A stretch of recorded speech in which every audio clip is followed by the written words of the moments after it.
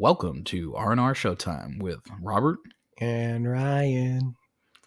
On today's episode, we are going to give our comments and maybe a review and about the recently released Zack Snyder's Justice League. The Snyder Cut. It's finally come to us, and it's only 4 hours. Why couldn't he give us more? Yeah. So at least for me, just kind of a note is that I have not seen the Justice League since the first time I saw it, however many years ago that it came out. In theaters? I did not even see it in theaters. I saw it in theater, and that's the last time I saw it. At the point at which Justice League was coming out, I was pretty disenfranchised with DC overall. And I had basically said, and actually to this point still agree, that I will not give them any more of my dollars and buy their movies, pay to see their movies in the theaters. So I have not rewatched it again since that time. So all my comments here are going to be coming off of a sort of old and just really what I can remember. Most of what I'm going to say here is just going to be chiefly about the Snyder Cut itself. So, yeah, me as well. I haven't watched Justice League since it came out. I watched it in theaters because, as I recall, it came out following Wonder Woman. And quite frankly, I saw, aside from Man of Steel, which I haven't seen at all, I've seen all the DC movies in theater, I believe. Yeah, I think I've seen, well, except Wonder Woman 84, but not by choice, that I did not see it in theater. So I think I'm kind of rare in the sense that when I saw the Justice League movie in theater, I was like, well, yeah, it's not a perfect movie, but I had fun. I enjoyed the Justice League, quite frankly. And watching the Snyder Cut, I think, reminded me that I never disliked that movie. I just thought it could have been better. Yeah, I mean, my impression, from what I recall, is that I kind of thought that Justice League was a major letdown for a movie that should have been, and this is maybe the flaw in my thinking of it, a movie that should have been equivalent to the Avengers. I mean, that is precisely really what it is in the DC Marvel matchup. The Justice League and the Avengers are the assembly of, the mightiest heroes of those two, comic sort of universes. And Justice League just absolutely did not, for me at the time, hit the kind of points that I expected. I mean, it just didn't do it for me. Yeah, look, after Batman v Superman came out within the same month as Captain America Civil War, I stopped comparing DC to Marvel. They've not earned that in their films. Justice League was never going to be the Avengers. And which is sad to say that a Justice League movie could never rival the Avengers, because like if this was 15 years ago, people would be like, well, yeah, Justice League movie. And that's what we want to see. Avengers, that's some nerd stuff. Like Captain America, Thor, like these aren't the superheroes we care about. Batman, Superman, that's what we want. Yeah, I recall my impression of the Justice League being that with the success of the Avengers franchise and how well Marvel is doing, that DC just wanted to capitalize and cash grab. And so they rushed out a movie that they should have, I mean, if they wanted to do what Marvel was doing, they should have followed what they did, which is release people's movies and give us more setup than one movie that crammed, I mean, and we're not going to get into Batman v Superman, but that was a movie that crammed in a few major concepts from the the DC comics of Batman versus Superman and the death of Superman, and then also added in this Dawn of Justice. I mean, we're cramming 3 different things into one movie, and they just executed that poorly. I mean, and I don't even think that that's necessarily a flaw. Like lots of movies combine multiple comic book arcs, but the issue with, they rushed it.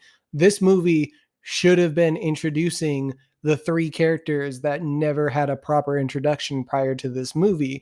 And I think this movie is very much benefiting from, one, giving more access to 2 of the characters that have now got nothing else, but also being able to watch an entire movie on one of these characters makes me way more invested in the character now. Aquaman specifically, he's gotten a movie since this. Maybe his movie should have come before this, but Okay, we'll get into this. We're kind of getting ahead of ourselves. Yeah. But again, going into this, my impression of Justice League, I was really let down by it. Didn't like it. It reapproved my I'm not giving DC any of my dollars, and I still to this day now actually stand by that view. Is that DC, you failed me too many times. You need to give me a string of good movies before I actually care to let you have my box office dollars. And that's how I feel kind of going into the Snyder Cut. I had some good expectations. I was hoping it would deliver better, and so let's do. How about a letter grade for each of them? I would have given the original Justice League a C, and I would give Zack Snyder's The Justice League B+. I would have given the original Justice League a D+ or like a C-. I mean, and that's how. Now maybe that's not completely objective, and again, it's been a little while. Yeah. But yeah, again, I was just so very disappointed. I really just didn't like it. So, and I would give Zack Snyder's a B-.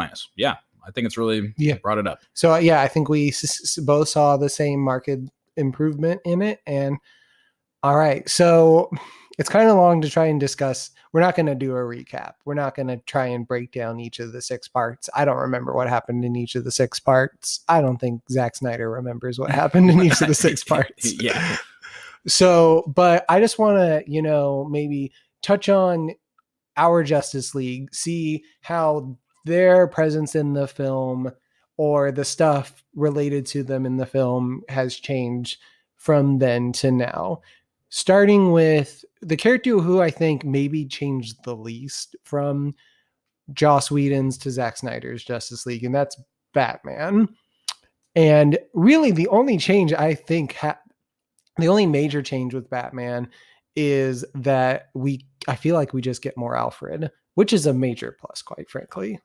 I mean, I think if I'm correct, from what I remember, I think in the Snyder Cut, we get a little bit better of a motivation for Batman. I mean, I think it's made more clear that he's sort of moved from a saving Gotham City kind of thing to saving the world. Like he just recognizes now I might be actually wrong. He in the original Justice League, he might be have been about this whole, there's a threat coming and stuff, but he just thought Superman was the threat.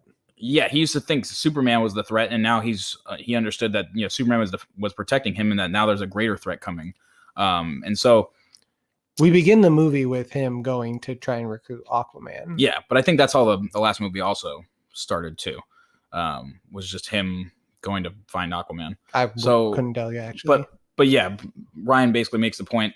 We don't get too much change as far as I remember from Batman. I think I think the major change is we get maybe a little bit more Alfred, which again, plus Jeremy Irons, great. Though I think if I'm not wrong about this, I think the whole addition of him having these Kryptonian like absorbing plate armor thing, like that's the scientific, the thing that basically makes it so that Batman can be in a fight with people with laser weapons. I didn't remember that, but at the same time, like I feel like I recall him being able to deal with Superman's laser beams, like when he is confronting him before Lois shows up.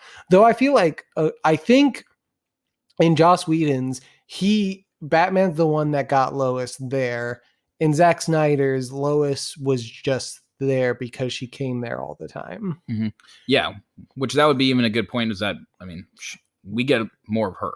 Yeah, which I think we can touch upon Lois more in the Superman thing, which, let's just go ahead and transition to Superman. I don't think I have much more to say on Batman. Ben Affleck, good Batman. Yeah, I was fine with it. Great Bruce Wayne, good Batman. I would probably agree with that sentiment. Yeah. So let's move into Superman. Again, he's still not a ton of this movie, but we get a lot more of Lois in this movie. And I don't like, not just Lois, but his Superman's mother as well. And her name is Martha. Martha.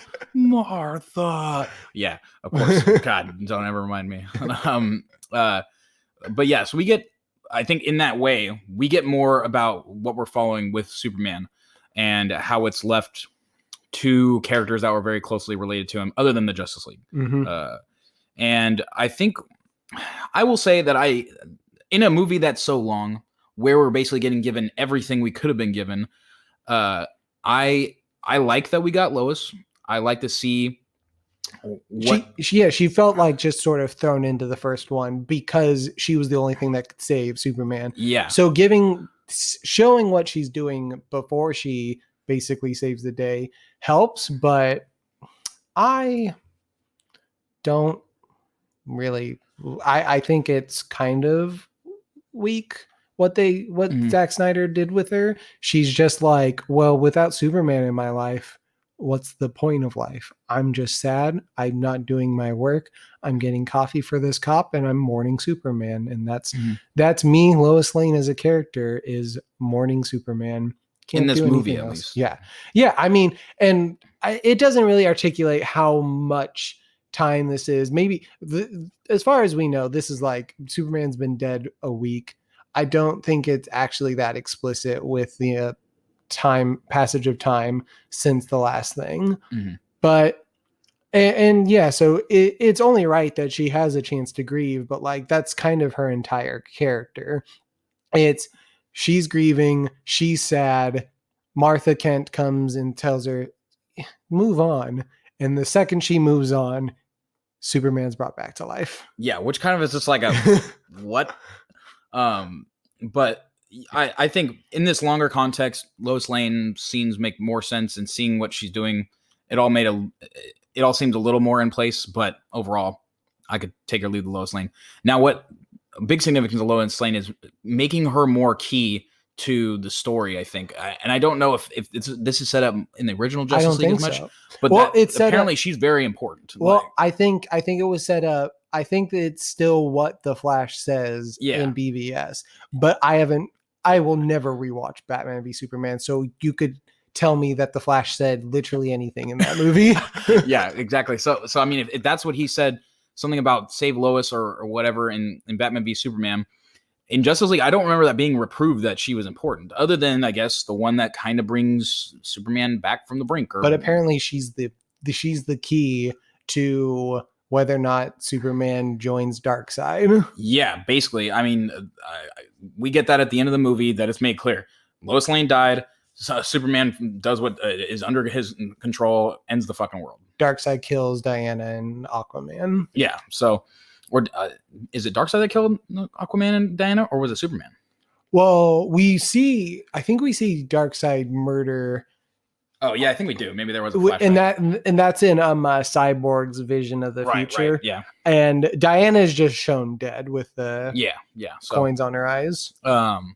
Yeah. So, but Superman, this one, we get him coming back. We get a little bit more. I think he flies off with Lois and then back to his farm. I think we get a little more from him, like his connection to his farm and remembering things or something. Yeah. But I feel like it's more or less the same. Yeah. That stuff. Also, he's wearing black now. So, sad boy, goth Superman, full force. Even though I think that the black is actually like it's supposed to be like from the dead. Like when Superman comes back from the dead after death of Superman, I think he wears black. I don't know what the significance of that is, if he made him more evil or something like that. Maybe a comic nod. Who knows? Yeah. But yeah, so here's the thing with the last movie, with the original Justice League as well. I feel like watching Batman v Superman, I didn't really engage with Superman as a character. I never watched Man of Steel. That's on me. I should have. But at this point, I'm not really inclined to go back. But I think the first time watching Justice League, I was like, I like Henry Cavill as Superman. And in this movie, I get the same thing. I like Henry Cavill as Superman. I think he's so incredibly threatening that I think it's a very effective scene in both movies where we see him being able to follow the Flash with his face when the Flash is first speeding around him, and we can see Superman literally follow the Flash at his speed. That's intimidating. That's scary. That shows you what Superman is capable of. Yeah, that maybe if he can't, move at super speeds, but he can he can't run at super speeds per se, but he can perceive at super speeds, and he can essentially. I mean, even when the Flash is moving, he's moving quickly, but like Superman is essentially moving just as fast in his slowed down view of time. So you not having seen Man of Steel, actually one of the top DC movies. Really, just well done, well executed. I think he's great in it. He's a good Superman. Yeah. So I want to see more Henry Cavill. Yeah. Keep being Superman, please. All right. But so, yeah, there's not a ton new with him either. Now, next, I want to touch on Diana, Wonder Woman. Yeah. Who, again, I don't think we get specific more of her, but we get a lot more Themyscira, and we get a lot more of her mom, I would say. The sequence, I don't even really remember. In the original movie, I remember him coming to steal the mother box vaguely. I remember seeing Themyscira. It was maybe like, in my mind, it was maybe a 5 or 10 minute scene. But this sequence of all the guards around the box, like always at attention, this building that like as Diana's mom is leaving, they like hammer the things out of the way.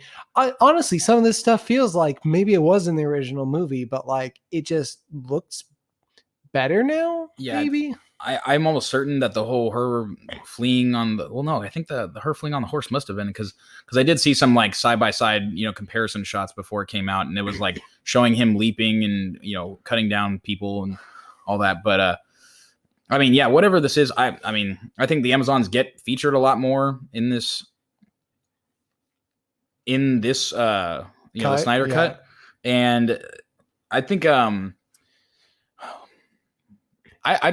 like it. Again, it's so hard because we don't remember much of the first movie, but whatever it is, I enjoyed seeing all this stuff. And also, one thing I think that anybody has to go forward with the Snyder Cut is that it is a 4-hour thing, and you just accept that this is long, and they're just going to have a bunch of extra stuff in there, and that's essentially fine with me. And I like seeing all this extra stuff. Kind of really what it does is it adds into what this movie has, and now much more strongly gets across, which is unity.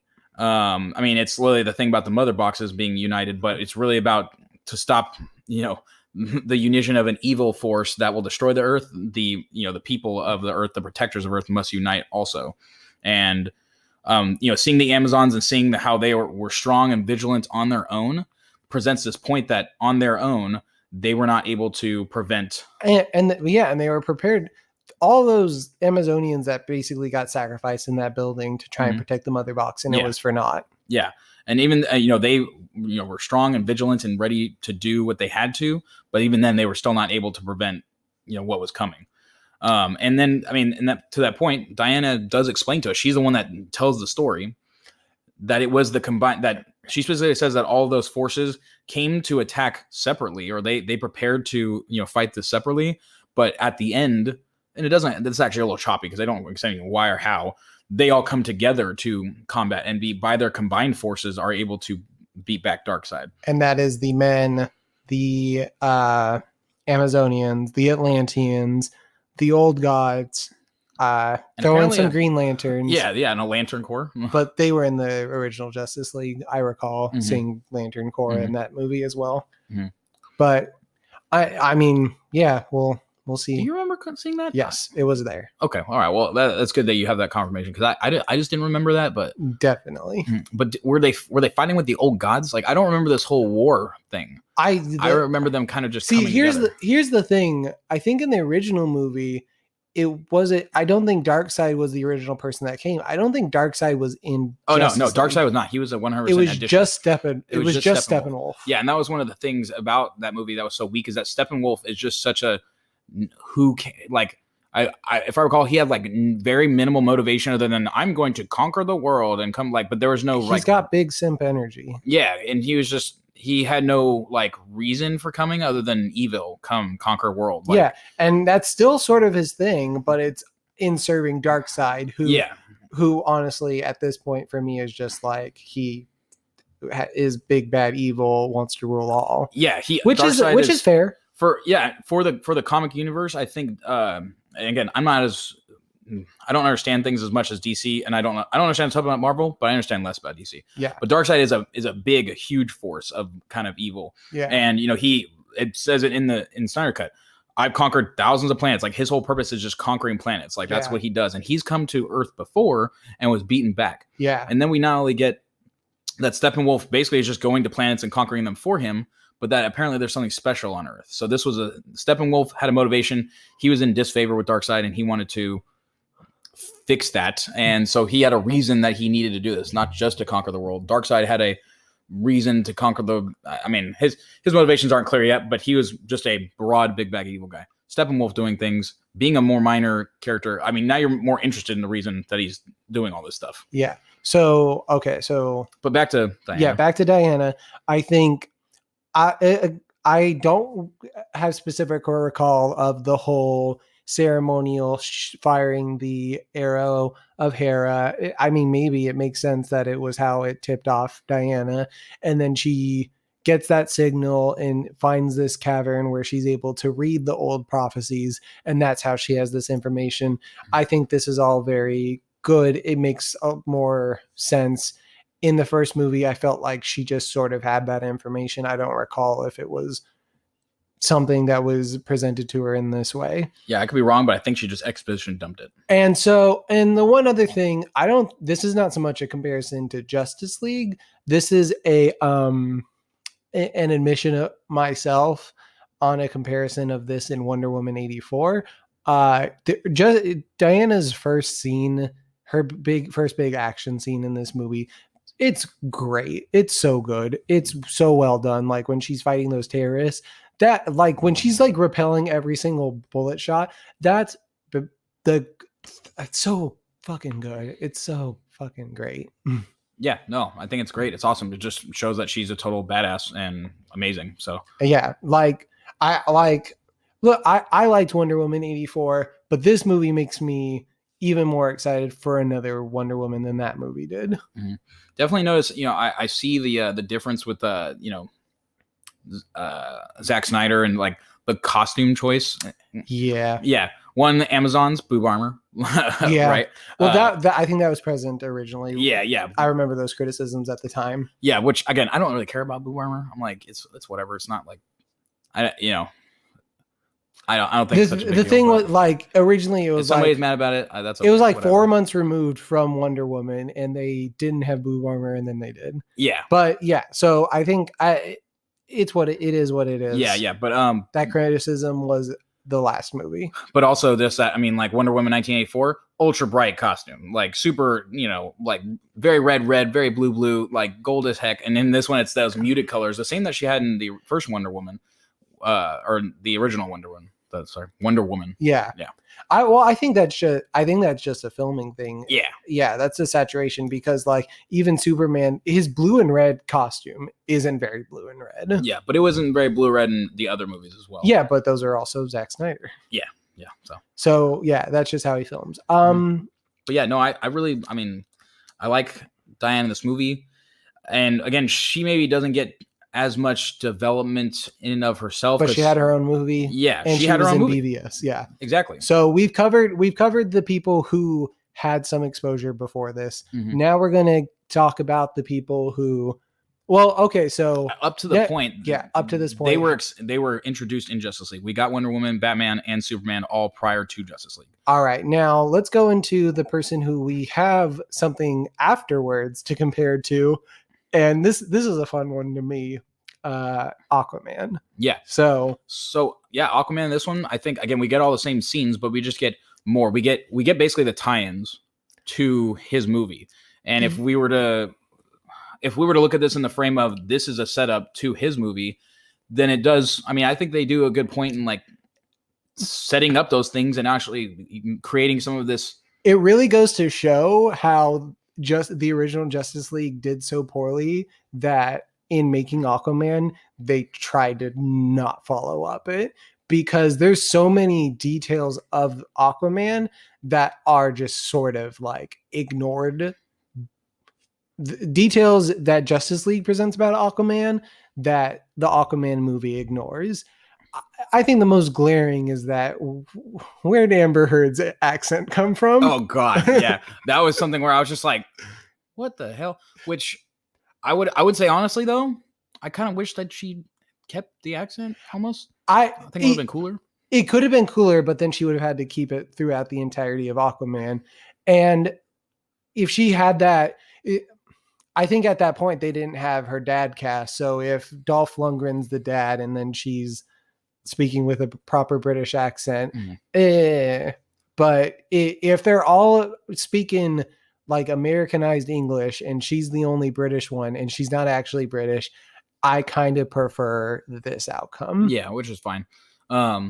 But yeah, I think it's good that they sort of tie some of those things up specifically, and they give us a little bit more background on him. Yeah. In this movie. So again, if we were to look at this movie as it having supposed to have come out before Aquaman came out, we just get a couple of these little things that tie us into that movie, and we get some explanations. We get, why is Aquaman not in any kind of armor and have a spear the whole time, and then all of a sudden he shows up with one because he's given Volko, I think Volko's had his mother's had his trident and and he gave him a set of armor to go wear. And he said, "This is the time. You need to defend. Our people need defense." I think she even says like, "Hey, there's something going on. People are being taken. We need you to help us. Yeah, you're the rightful king."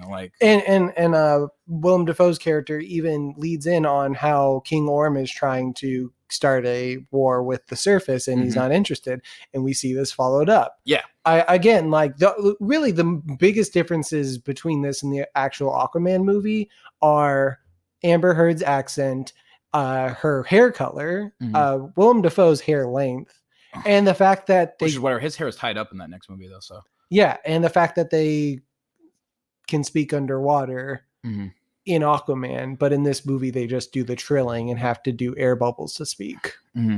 Yeah.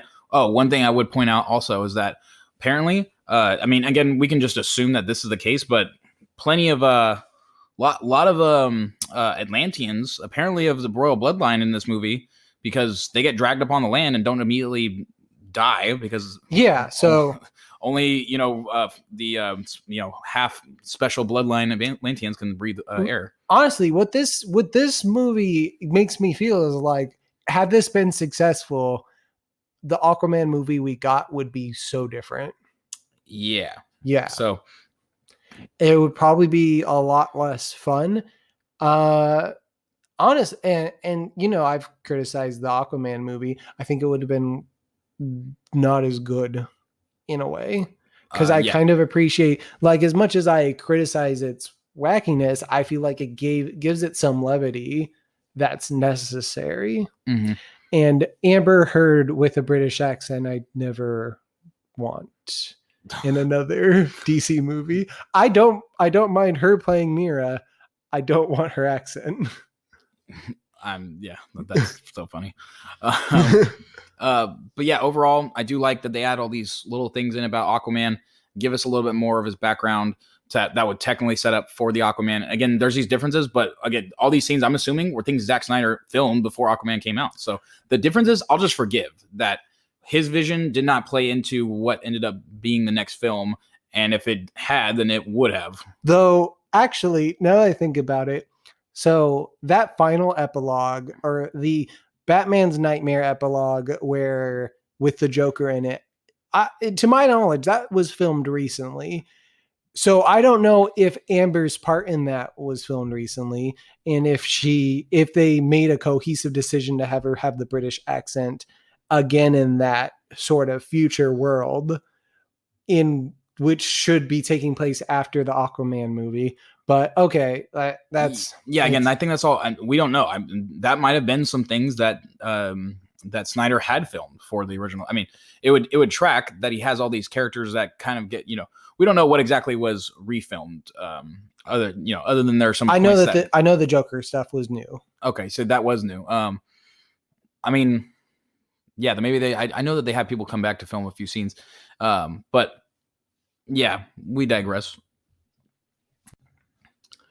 All right, so next I want to touch on the Flash, who again, it's a weird thing. There's so much extra content in this movie, but the only thing that really stands out as new to me is okay, so two sequences. One, him applying at that dog place. And like saving the lady. I don't remember that from the first movie. That's definitely not. And the hot dog thing. Yeah. I mean, I thought it was good. I thought it was a good establishing of his character. And him reversing the flow of time. Yeah, those are all that's completely new. And I think all that is such a great addition. I don't think that the part with him visiting his dad was in the first movie. No, it was there. Was it? Okay. Yeah, well, then I remember that. Yeah. Well, then it may have been different, but he visited his dad in the original. I remember that. But then, so we have the him meeting Iris West again. It never says her name, but we can assume that's Iris West, his future, love interest, and just exemplifying his powers and essentially how fast he is, and kind of more about him as well.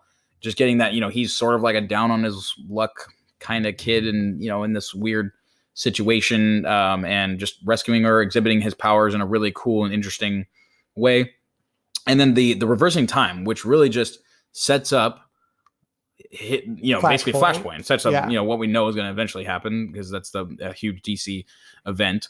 And just seeing that this guy messes with the time flow. And which, I mean, we get it made into also a massive point of the movie by the end as well, that like that he basically like fails and has to reverse time to fix the mistake. Yeah, that's the thing.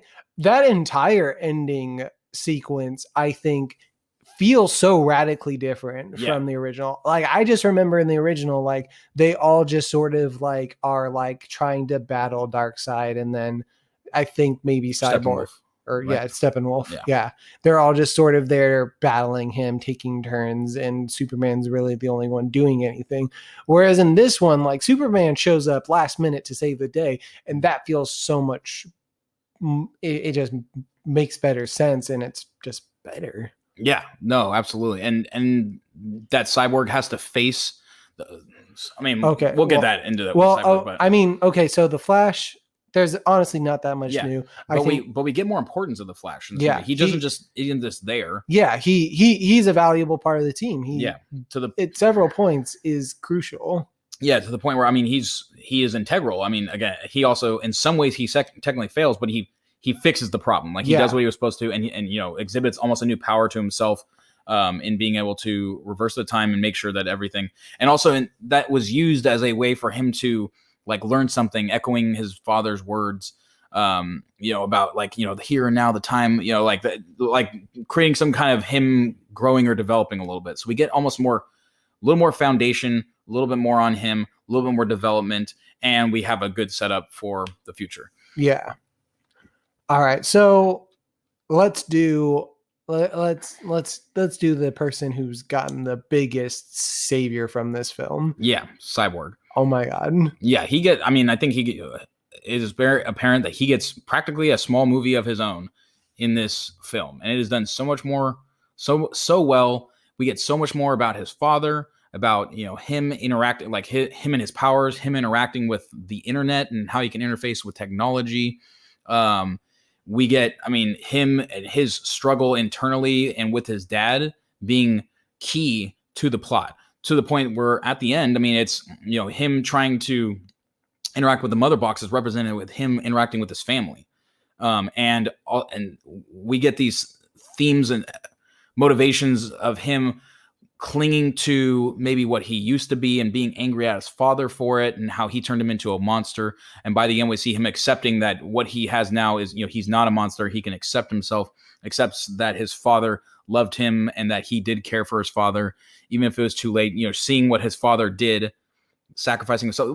There's just so much that Cyborg gets. All right. So I felt the need to look up his actor's name, because I didn't.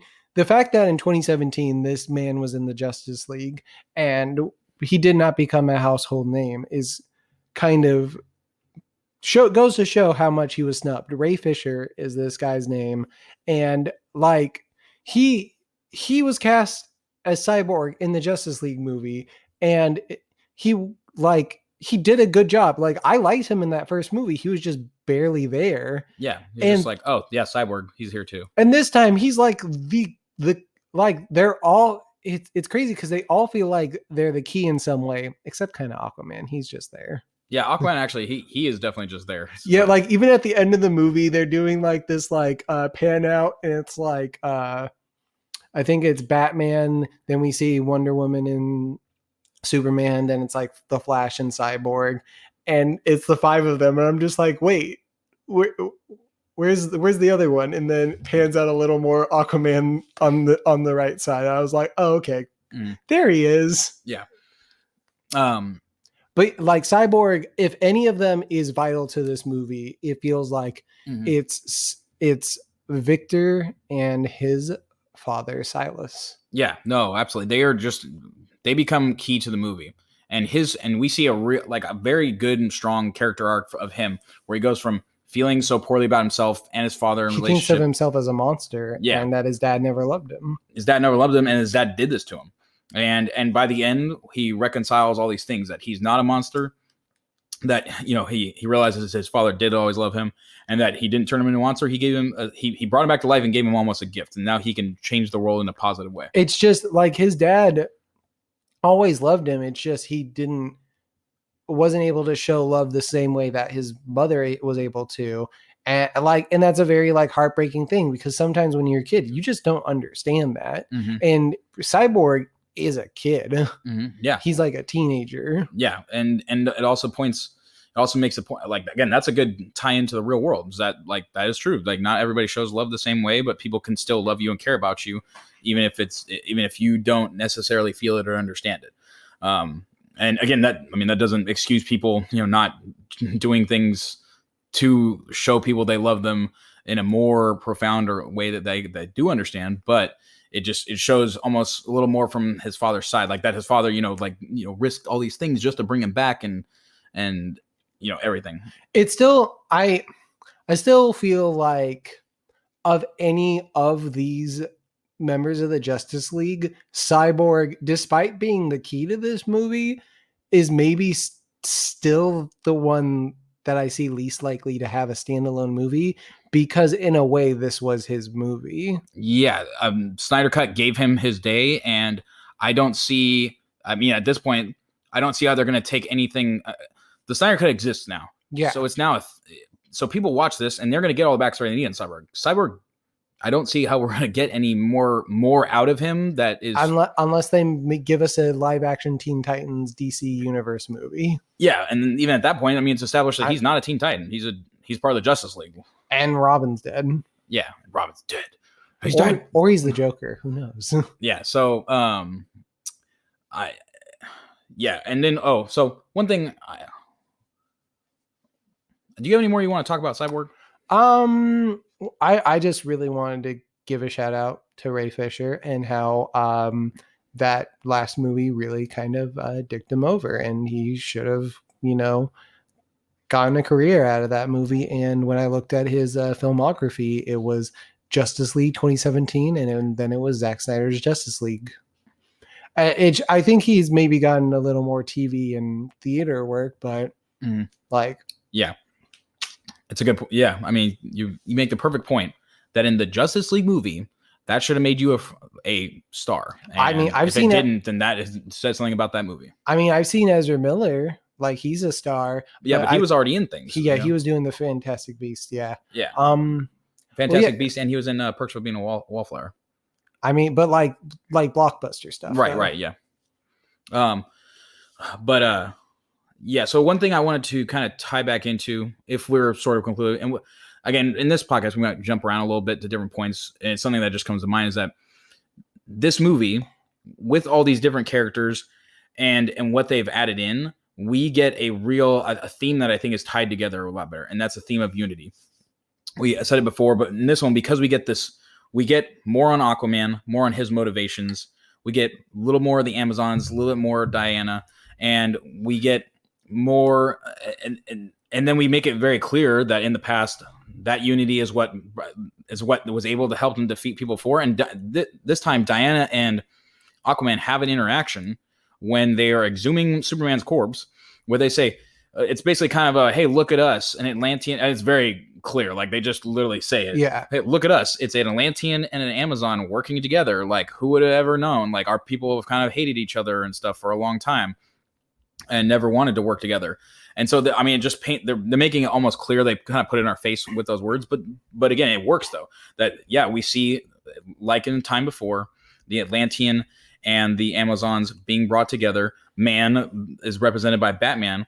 And you can, if we look back at that sort of scene, we also see there was a Green Lantern in it. And it shows us that, like, outside forces as well. Yeah. Other, beings that care for the planet Earth, that being kind of representative of Superman in a way. And Ezra, the rest of them not necessarily representing a specific, thing, also man. You can also look at it as, we can even say, because they're the old gods. So people with great power. I mean, Cyborg is given the power of the mother box. Yeah. So people with great power, recognizing that they needed to unite with others to defend the world. And I think with all these little extra scenes and everything, it just brings that together a lot better. What's more is, in this, I don't think I really made this connection until just now when you started talking about the theme of unity.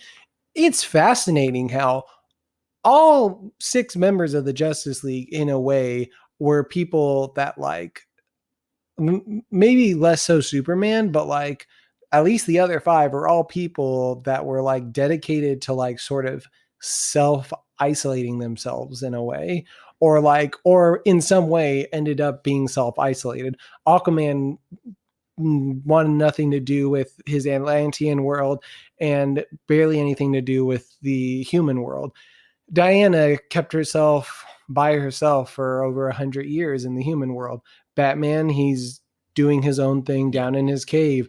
The Flash is, he's just kind of awkward, and he doesn't like, he's like so like centered on like, I need to help my dad and nothing else matters. I just have singularly focused. And Cyborg, he's literally kept himself in his room. Yeah. And I think this theme makes certain things like make a little more sense. Again, having moments where we see Cyborg so by himself and to see him rejoin with people, like how he feels about himself. And then at the end, like he's now part of a team and feels that way. Yeah. How the Flash literally says this line that just seems like it's kind of funny, but almost out of place and dumb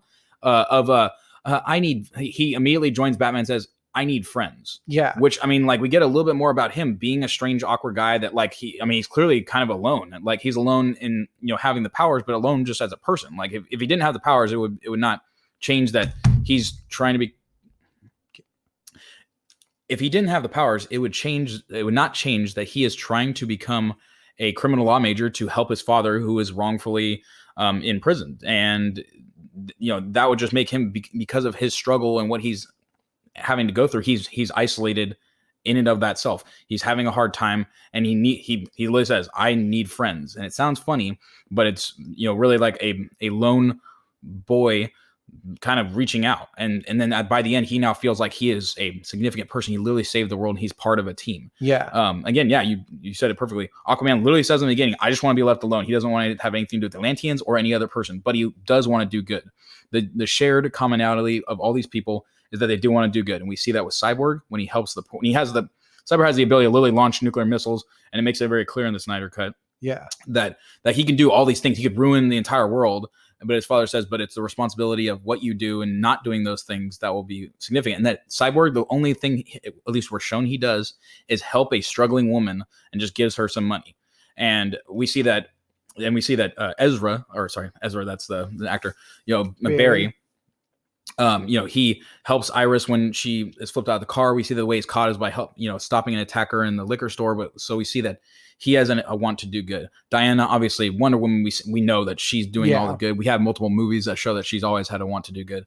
Aquaman, who's doesn't like his Atlantean thing, but has no, reason why he should be helping people other than that he does. He goes and he's like almost a mystery to some people. He goes and he saves people from the ocean and brings food to people that need it.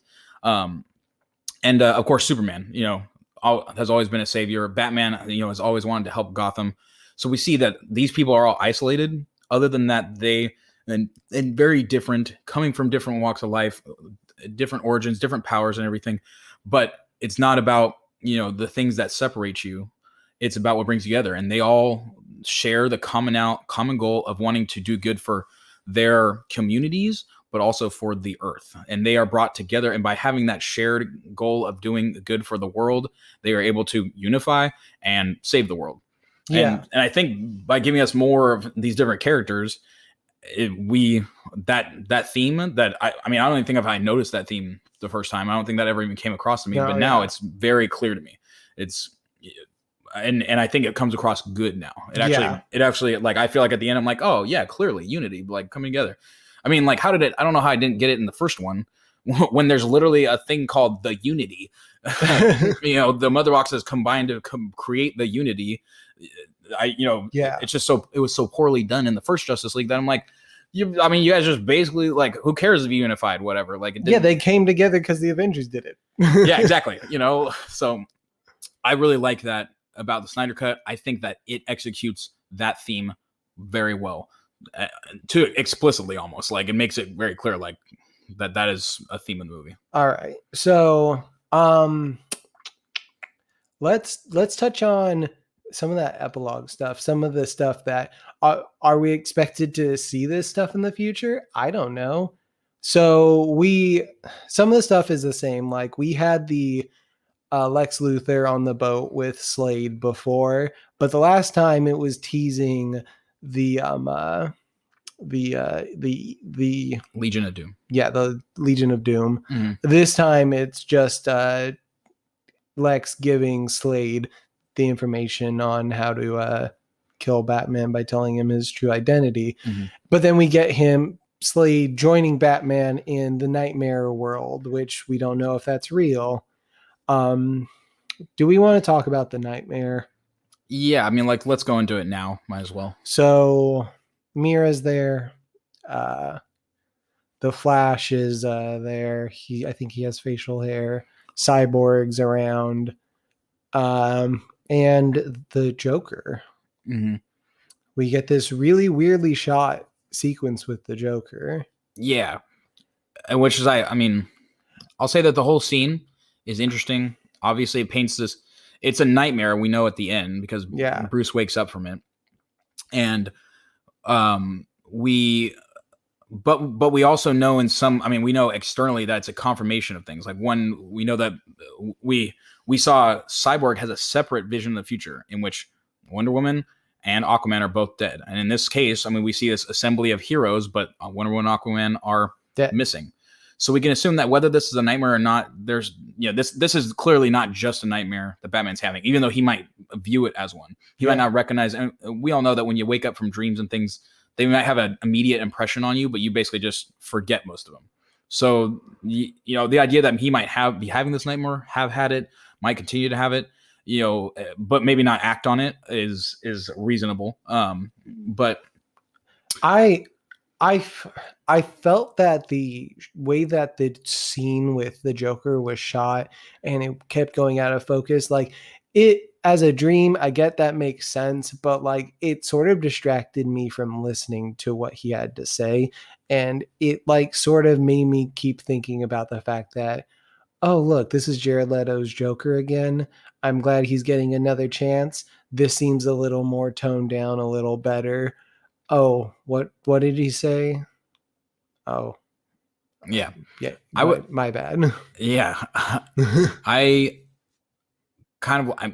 think I feel the same. I like that we're getting Jared Leto Joker. I think he had a lot of potential. From what I even remember hearing, like, they filmed like dozens and dozens of extra hours of Jared Leto Joker and just didn't put it in Suicide Squad. Yeah. Which is like, I mean, for him to just be a toss away character who could have been a real star character.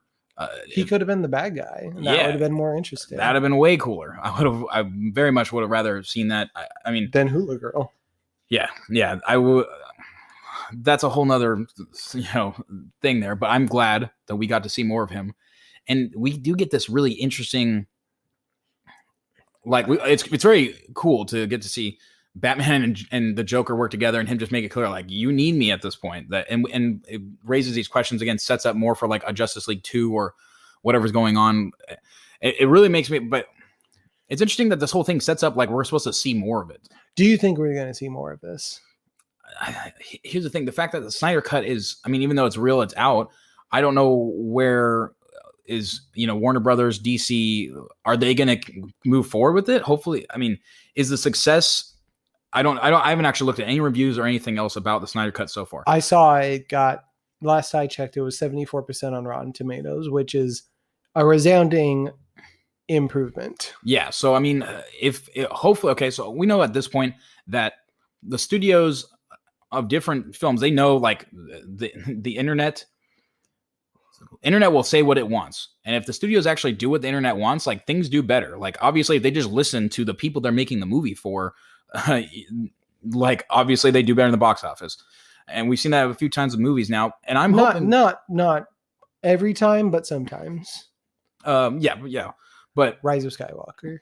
Oh, yeah. Well, that is a fair point. But when they listen to their audience, I think they can make better decisions. And hopefully maybe here, if they see, hey, people did like these things, maybe we did it, if we could do it a little more and we expand on it. I think I'd like to see more of it. It was so very interesting to see all those things there. Yeah. It's very much a Avengers-esque coming together. It's like something, again, I don't know if this happened in the comic books, if this weird dystopian future happens, but seeing all that there, that's just a crazy scene. See, but the thing is, I don't really want to see that part. I want to see these characters some more. I want Aquaman 2. I want Wonder Woman 3. I want a Ben Affleck Batman movie. I want a Henry Cavill Superman. I want Flashpoint. I want Cyborg in whatever else Cyborg will be in. Yeah. Because I don't think they're going to give him his own movie. Yeah. So, I mean, I would hope that we're going to get more, but I think at this point we know, or at least it's been set, like Justice League did bad and they basically like went a different, or are going in some different direction now. I don't think the Snyder Cut's going to we're change that, which is unfortunate. We're in the Shazam and Birds of Prey underperformed and Aquaman made $1 billion world. Mm-hmm.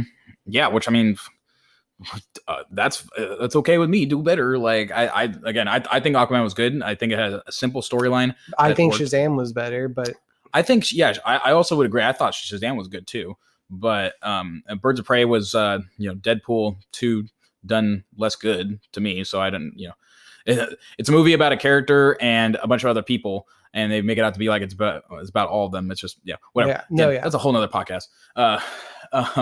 But again, that whole epilogue scene, I think it was interesting. Would have been a really great setup for more if we actually got it. But now it's just something that kind of gives me a taste of something I'm never going to get. And to the story itself, I mean, it really only functioned as a continuation, a setup to something that we probably won't get. And without that, with knowing that we won't get those questions answered, it doesn't really matter that much. Yeah, like when I saw Martian Manhunter, I was like, oh yeah. So that was a whole nother thing we could talk about. I mean, Martian Manhunter, he exists in the Justice League, which is great. He is a founding member of the Justice League. I understand if they didn't want to introduce him because he's not like he's probably not the most well-known person of anybody we're talking about here, but he was a key part of the Justice League. This movie really did have that Return of the King 10 endings, didn't it? Like, okay. Oh, Martian Manhunter now. Cool. Yeah. Oh yeah, Martian Manhunter is here too. I mean, so Martian Manhunter brings me to a point about this movie is that the movie certainly feels like they were just putting in all kinds of stuff. Like they were just like, well, we got all this. We'll just throw it all in there. There are definitely some editing things that I didn't think were very well done, but I understand that. I mean, you're doing it with only a few million extra dollars to film things and splice it all together. I think from what I heard, I think they gave him an extra $70 million to get this done. Was it $70 million? An extra $70 million after. Oh wow! Holy after crap. The movie already cost as much as I think the original movie cost $350 million to make, which I think is the same cost as like one of the Avengers movies, if not more. Yeah. So I mean, another $70 million.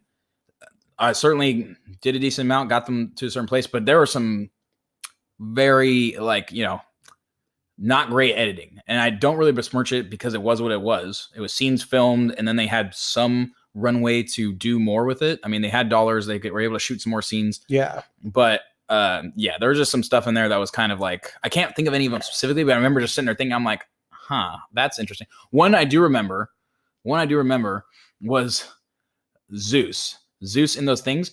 Him charging up his lightning bolt is it's literally him doing the same thing 3 times. It's literally like a copy paste of him going, and then shooting the same lightning bolt. Yeah. And I thought it was almost hilarious that it was the exact same thing.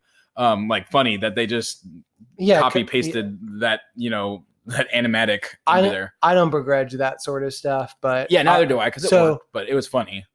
I think the last thing I want to touch upon, because I don't have a ton left to say. Neither do I. But I think earlier you wanted to come back to Darkseid and Steppenwolf. I think that one of the major improvements of this film is that Steppenwolf is presented as, instead of like his like I think he was serving someone before, but you didn't really get the sense that it was Darkseid and that whole thing. I think looking at him as this sort of like kind of like a, what is it, Ronan the Accuser from Guardians? Mm-hmm. If you look at him kind of like that, as like a pawn under the Thanos Darkseid type person, it doesn't make him necessarily better, but it makes me understand it more. Like now I'm just like, oh, okay, this dude's just like a pawn that's been bestowed power. Like there's nothing about him that's exceptional, but he's utilizing a fraction of the power of this greater being. Yeah, he equates to being like a member of the Black Order from, Thanos's Black Order from the Avengers. Like, I'm sending out agents to do something, but at some point, now that they've roused his, he knows that the anti-life Thanos thing is there. Is on his way. Yeah, exactly. And so again, it sets up for Justice League Infinity War, Justice League Endgame. Yeah, exactly. Which again, if they actually, like, this is the point, is like, are they not going to use these same points that they ended on in Snyder Cut? Like, they have to, like, because that's the movie I want to see now. I don't even know what the next movie coming from Justice League is. I guess they just throw Darkseid in there now. We get to enter, but like, it's Age of Ultron, but yeah, I just think the Snyder Cut set up more so well, and that's what was so good about that movie. Or sorry, that's like that 4 hour that cut of Justice League. That that just did a good job of wanting me to be more interested in the future. Justice League left me being like, wow, what was this movie? Who even cares anymore? And F the DC universe. Peace out. Yeah. So frankly, I hope that they take a nod and just go, all right, well, the Snyder Cut is canon and it exists, and we're just going to kind of take a couple beats from that and keep moving and, move on from that. But here's the thing, is that they can't actually, and that's another point, is it comes out on HBO Max, and I don't think it's going to get released in theaters. Maybe it is. I don't know. If it gets released in theaters, they might. They can't, though. It's 4 hours. Yeah. There's just no way they can get people to. That wouldn't make them money. Yeah, exactly. Especially when they've already released it. So no matter what, the movies we're going to get from here are either going to base off Justice League, or they're just going to have to basically redo a bunch of things. To my understanding, right now, we have an Aquaman 2 in the works. We have the Batman with Robert Pattinson, and there's a third Wonder Woman down the pipeline. Yeah, so it's just, DC's just making more movies, and who knows if we'll actually get a good Justice League anytime soon. Oh, and the Suicide Squad. Yeah, whatever. Like, here's the thing, I bet that movie's gonna be better, but again, DC as a whole, I'm never paying for any of your stuff ever again. Like, I just you fail me too many times. You could have 10 great movies in a row, but guess what? I'm just gonna go watch it with a friend, and once it comes out for free on something. So, all right. Which is fair. Yeah. But I think that's sort of it. Yeah, that's pretty much everything we have to say about Justice League. Kind of final thoughts here is that the Snyder Cut of Justice League was significantly better. I wish that we got a movie that was closer to this. I think they could have, cut that 4 hour Snyder Cut into a 2.5 hour Snyder Justice League, and it would have been a way better film, and the DC universe would be better off for some of the direction it could have given us. Yeah, I like this movie more than the first Justice League, and I'm going to continue to watch DC movies unless I hear reason not to. Like, unless the specific movie gets bad reviews, I might avoid it, but I'm going to give them a chance. Yeah. So, well, Until next time, everybody, this has been Robert. And Ryan.